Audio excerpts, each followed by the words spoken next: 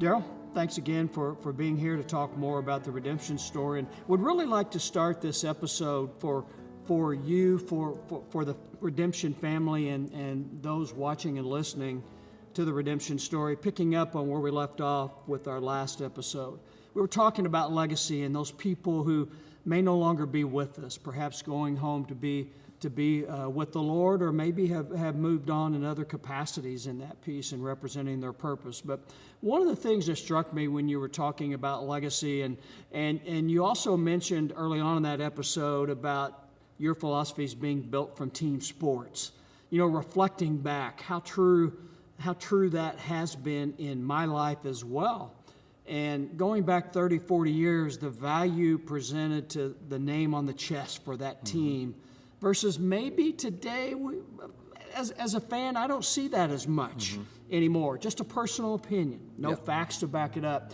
But something that stands out to me for you and the redemption team over time, the nearly 23 years you've been here in Jasper with this church and loving God and loving people and changing the world with every aspect, Monday through Sunday, is that consistency in being able to keep team, number one. And I relate, listening to your words from the last episode, it's the legacy.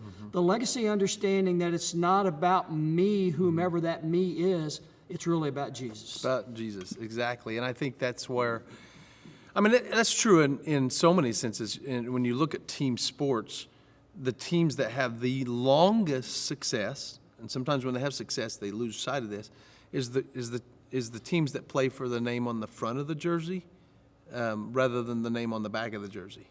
The name on the back of the jersey is the individual's names. And, that's why I appreciate schools, before this whole trade portal thing, I appreciated schools that didn't have the names on the back of the jersey. Now I have to learn new names all the time, so I kind of appreciate names on the back. But you're playing for the team, not the individual. You're playing for the school, not the individual.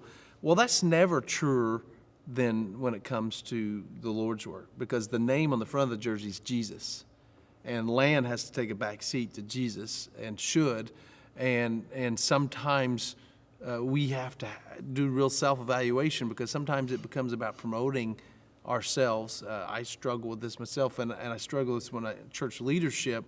I see a lot of church leaders, everything in their social media is about them or about even their church, when it needs to be about the kingdom of God and Jesus himself, not the individual places in and of themselves. And so, I see that legacy here. So many people who I'll just speak personally. My wife is never on stage.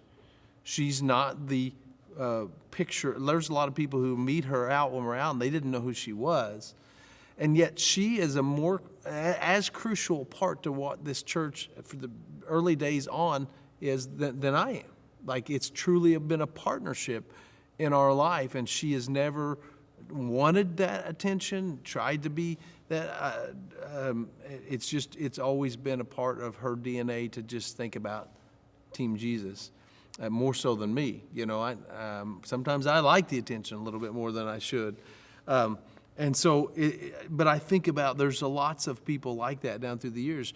Their names may never be recorded on a podcast because I forgot them for some reason, because you can't remember everybody all the time.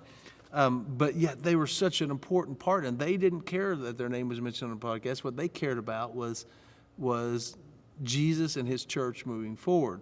And I think it's when churches start to fail is when it becomes too much about the names on the back of the jersey, too much about the senior leader or those in the visible leadership areas.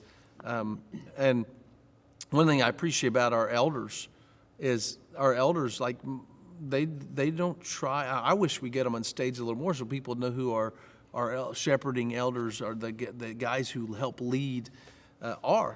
Because they are such an important part of who we are, and yet they're not out for the limelight. It's about theme. I remember years ago telling an illustration, and I don't remember it specifically. I can't do it justice, but there was this famous organist back when people would pay to go to organ concerts, and they had to hand pump the air through there, and he was being so rude and mistreating his young guy who treating him like inferior. The guy that pumped the air decided he was just going to take a break, and he went and got him something to eat. And so the organist is starting to play in front of this packed house, and nothing comes out. So we can't ever be like that arrogant organist. We got to understand it's people and it's Jesus's power. We're in a time of season, and I don't know when you're watching this episode, but we're in a time of season coming off a real incredible momentum, explosive revival time, a growth spurt of redemption, both numerically and spiritually. We have witnessed well over 50 baptisms in the last few weeks. And I sit back and we sit back as a staff and we realize, man, that's not us. That's God. It's the whole catch the wind mantra. Like, we just put the sails up. God's the one blowing the power. He's given the power. He's given the wind. He's given the direction. And so that's really a crucial part of who we are and who we should be and who we got to continue to be. I love that. And you bring so much when we talk about legacy. Yeah, I can remember in middle school and high school many years ago, maybe too many to even try to remember in depth, but the challenge of what's your legacy going to be in that piece. And in our last episode, I alluded to my wife and I getting some old VHS and beta tapes digitized and running across one as they became digital that included her mom, who went home to be with the Lord just a few years after that was recorded. And during the holiday season, the Christmas season of 1988. And, initially for my wife and I, very difficult to watch that. I assume the natural impact of, right. Wow, she's not here. But as you reflect a bit, she was so beneficial and so helpful to my wife and I, who married young, had children young, and just seeing the sacrifices she made. And as my wife gave her the gift, her first reaction was, "You didn't need to do that." And my wife's reaction back to her was, "I owe you a lot more than that." Yeah. That's a legacy piece that God continues to give. And what a great reminder, as I'm nearing 64 years of age, of what life is all about in the natural. To your point, I can relate much more so many times than I'm probably ashamed to admit, but I will admit, to being the organist, to where ego took over and trying to force a decision that God wasn't ready in life for me to make, wasn't ready for my team to have at that stage.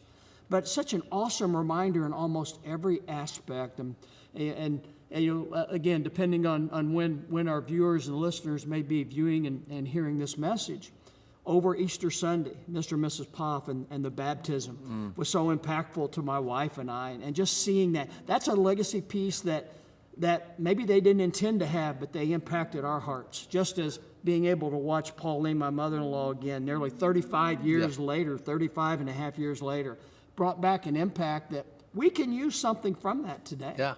Yeah, can I say every baptism's awesome, but when I see, and we've had a lot of young baptisms recently, but we've had a lot of older folks, and when I say older, I mean adults, I fall into that older category. And to me, those are maybe even more impactful to me, to see, hey, they've lived this life, they've trusted God, but now they're saying, I want to make this public profession. I don't care about what anybody else thinks. This is me saying, hey, I'm all in for God. I never got to make this decision myself, and I'm going to go down in the water and do it. And it's really cool to see. And you're right, there's such a legacy impact to that. A lot of people think of legacy, and they think, Kevin, of how will I be remembered?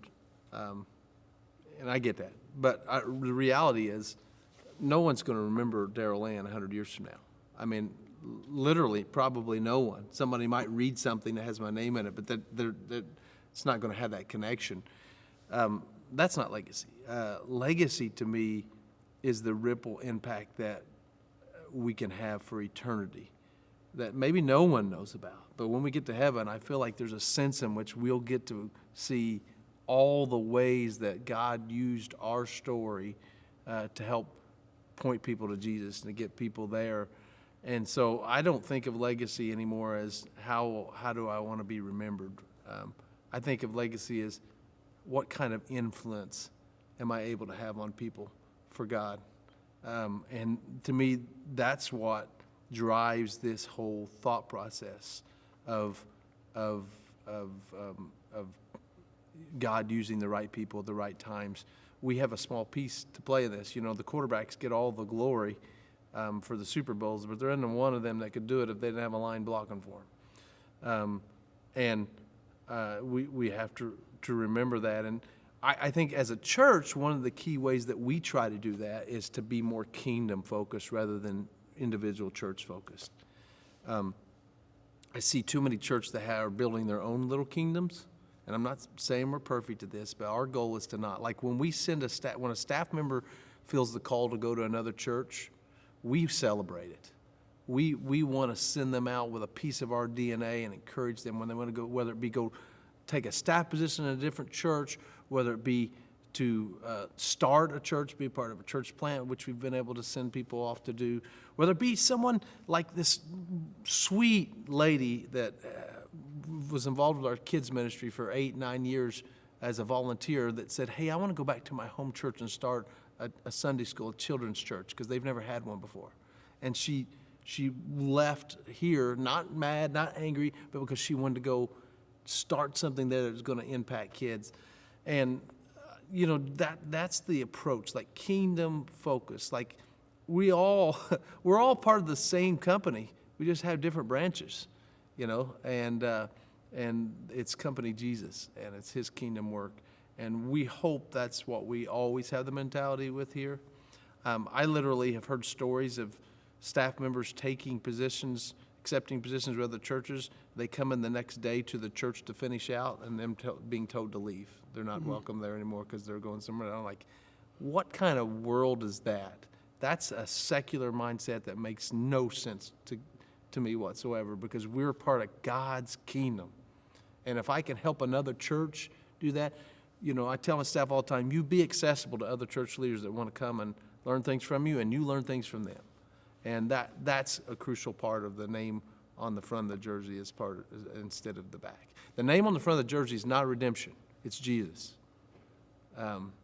So, if that makes any sense. Well, it makes perfect sense, and it's a great reminder for the Casting Crowns song of Only Jesus. It says it perfectly.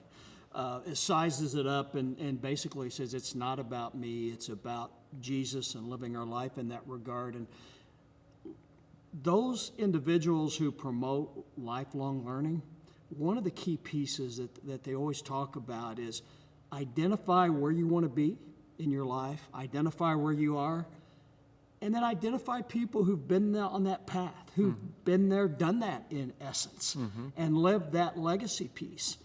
But the natural life outside the church on Sundays is so difficult for many of us, me included, because I'll give you an example. You know, I talked about the digitizing of our old films and tapes, and in attempting to download it, it got into my Google Drive and locked up 100% of my Google Gmail, and I refused to pay for additional storage space. So there I am, you know.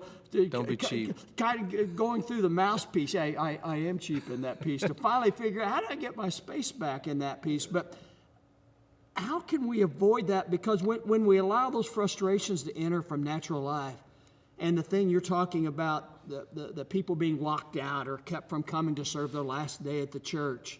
And, you know, as I train frontline leaders today, many times I get pushback because of the struggles they have in hiring people sticking, and the question, well, why should I spend my time with them to train them? Yeah. But that's counter to loving people. That's counter to everything that we want in Jesus' legacy. Yeah, three or that he wants. Yeah, and I think 3 ways to train yourself in that sense. The first way is to remind yourself it is about Jesus, and even in the secular world, you can do that. Like I get to pour into these people, and then they're going to go out and use. So it's not wasted investment because we're helping the team, God's kingdom, and so you got to remind yourself of that over and over and over and over and over again, that it's not about me, it's not about us, it's about us as in God's team all together. So there's no wasted investment in people. If you're viewing the person, it's like the best doctors in the world don't treat sicknesses, they treat patients, you know. And so if you view every person as a person valued by God, who has potential to be used by God, then you're less thinking about what the investment means to you. So that's one. The second thing is to understand where fulfillment really comes. If you are trying to fill yourself up with your accolades, your accomplishments, your kingdom, it's a bottomless cup, man. You just constantly got to keep pouring into it, and it's never enough. It's this insatiable desire that just keeps growing, this growing appetite. And it's only when you realize that it's when you pour out, then you get filled up. And so you got to think about the kingdom first, and then think about selfishly, how do I get fulfilled the best? I get fulfilled the best by pouring out. That's the way it works. God designed us that way. That's so important. And I think thirdly, the key is to understand that when you treat others that way, then suddenly people do want to be around you and work with you and be a part of it. Like it may be the second two motives may be a little bit self-centered in that you get fulfillment from it. Second of all, people want to work with you that way. People run through a wall for a leader like that. And they won't for the leader that's very self-centered and self-motivated. And so to me, that's three ways that you can coach leaders to get their eye off of the name on the front, on the back, and start focusing on the name in the front. Very well said. And what a powerful way to wrap up. And just two other comments. We're going to talk more about loving people, and from the redemption mission and focus in that aspect, how can we as individuals outside of the Sunday messages best serve one another in that piece? And Daryl, you hit upon it. Redemption is all about love, loving one another, loving people. But it's the people of redemption that bring that love with every heartbeat and every step. Absolutely.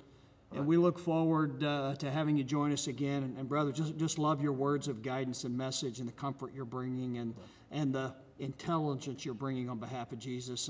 And I believe you've helped us further along Jesus' legacy today on your behalf and the church's behalf. Thank you. Thanks for putting this together. Thanks for being part of it. I've loved this episode a lot.